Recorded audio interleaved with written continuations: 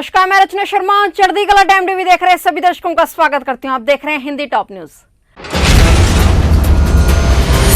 आज देश भर में जन्माष्टमी का पर्व मनाया जा रहा है। इस मौके पर प्रधानमंत्री नरेंद्र मोदी ने देशवासियों को जन्माष्टमी की शुभकामनाएं दी। पीएम मोदी ने ट्वीट कर लिखा कि आप सभी को जन्माष्टमी की ढेरों शुभकामनाएं। जय श्री कृष्ण। इस दिन भगवान श्री कृष्ण का जन्म हुआ था और उनके जन्म का जश्न मनाने के लिए भी देश भर में जन्माष्टमी मनाई जाती है। वहीं इससे पहले राष्ट्रपति रामनाथ कोविंद ने जन्माष्टमी की पूर्व संध्या पर देश के नागरिकों को अपनी शुभकामनाएं दी और आशा व्यक्त की कि यह त्योहार लोगों को नीति परायणता, सच्चाई और प्रतिफल से अधिक कर्तव्य के शाश्वत मूल्यों को आत्मसात करने के लिए प्रेरित करेगा।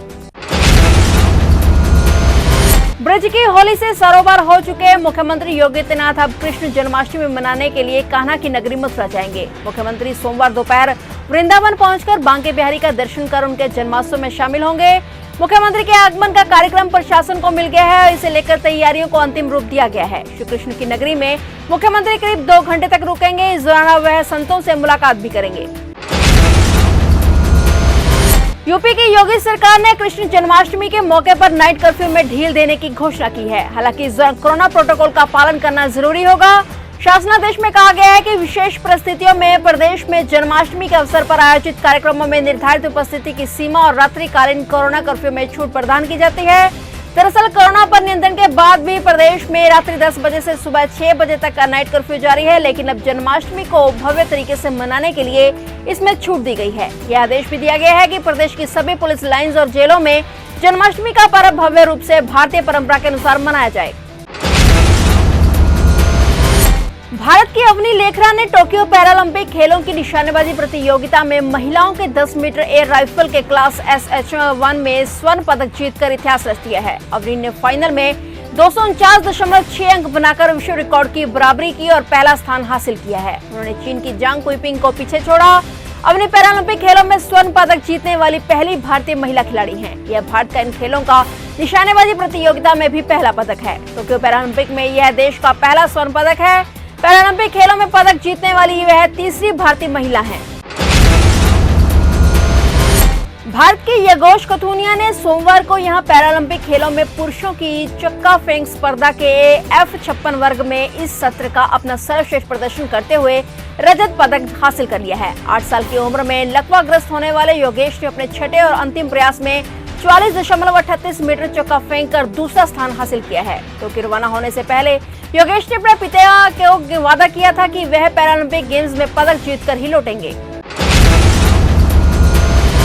अफगानिस्तान में तालिबान के कब्जे के बाद बम धमाकों की संख्या एकाएक बढ़ गई है। रविवार को अमेरिकी ड्रोन हमले के बाद आज सोमवार सुबह फिर काबुल हवाई अड्डे के पास रॉकेट्स की आवाज सुनी गई है। स्टाफ के हवाले से दावा किया गया कि अफगानिस्तान की राजधानी काबुल के ऊपर से सोमवार सुबह कई रॉकेट को उड़ते हुए सुना गया है। वहीं एयरपोर्ट के पास धुआं भी उठता देखा गया है। नई दिल्ली के साथ भविष्य में अपने रिश्तों का संकेत देते हुए तालिबान के एक शीर्ष नेता ने कतर की राजधानी दोहा में कहा है कि भारत उपमहाद्वीप के लिए बहुत मायने रखता है और तालिबान पहले की तरह ही भारत के साथ सांस्कृतिक, आर्थिक और राजनीतिक और व्यापारिक रिश्ते बरकरार रखना चाहेगा। ये बयान दोहा में तालिबान कार्यालय के डिप्टी हेड शेर मोहम्मद अब्बास ने दिया है। उन्होंने भारत के साथ तालिबान के रिश्तों पर अपनी बात रखी। देश में कोरोना के नए मामले पाए जाने में उतार चढ़ाव का क्रम जारी है। बीते 24 घंटे में 42,909 नए मामले दर्ज किए गए हैं। बीते 24 घंटे में 380 लोगों की मौत हो गई। देश में अब कोरोना के 3,76,324 एक्टिव केस, 3,19,23,405 डिस्चार्ज केस हैं। वहीं अब तक 4,38,210 लोगों की मौत हो चुकी है। नए आंकड़ों के बाद देश में कोरोना के कुल मामलों की संख्या 3,27,37,939 हो चुकी है।